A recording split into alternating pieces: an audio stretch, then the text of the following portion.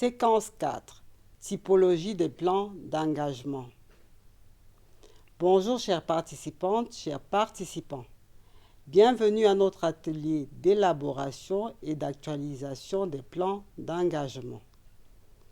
Nous allons aborder aujourd'hui la séquence 4 qui porte sur la typologie des plans d'engagement. De façon classique, on distingue deux grandes catégories des plans d'engagement. Le plan d'engagement sectoriel, entendez PES, et le plan d'engagement consolidé, en abrégé PEC. Toutefois, en raison du moment de leur élaboration, ces plans d'engagement peuvent être qualifiés d'initiaux ou définitifs. Le plan d'engagement sectoriel est un document synthétique décrivant mois par mois les prévisions d'engagement des dépenses relevant d'un ministère ou d'une administration, d'où le qualificatif sectoriel. Ces montants sont agrégés par catégorie appelée grande masse. On distingue deux natures de plans d'engagement sectoriel: les plans d'engagement sectoriels initiaux, les plans d'engagement sectoriels définitifs. Le plan d'engagement sectoriel initial est celui par lequel débutent les processus d'élaboration des plans d'engagement. Il est élaboré en s'appuyant sur les données issues du plan de travail annuel PTA et les données produites par les administrations concernées. Il est ensuite transmis à la Direction générale du budget.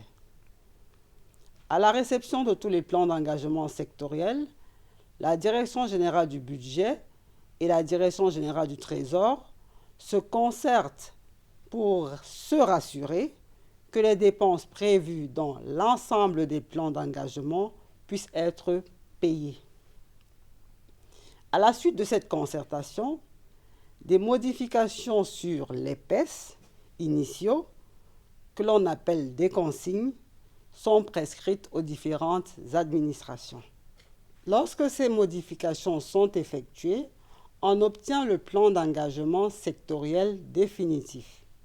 C'est un document qui va contenir les plafonds mensuels d'engagement que chaque administration sera tenue de respecter.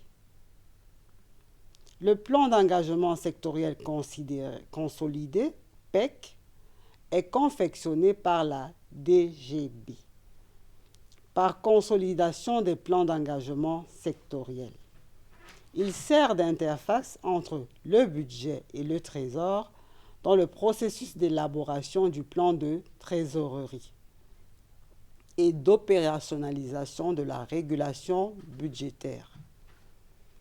Suivant le moment de son élaboration, il peut être qualifié d'intermédiaire, d'initial ou de définitif.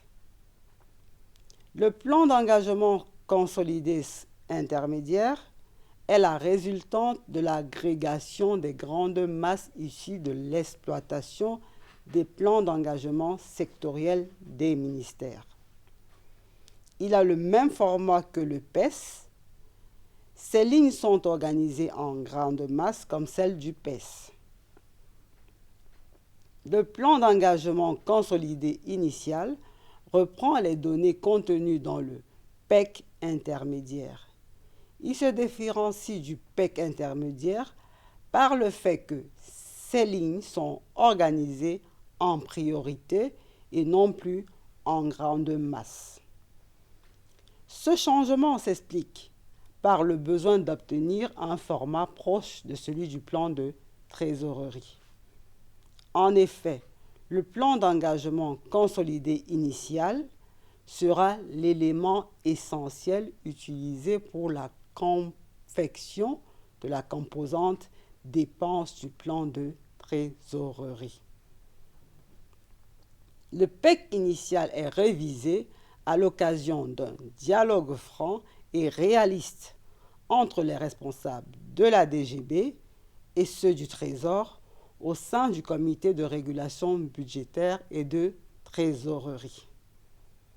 Ce dialogue, qui a pour but d'harmoniser les prévisions des dépenses contenues dans le PEC initial avec les prévisions de liquidité, aboutit à la révision du PEC initial qui devient alors le PEC définitif.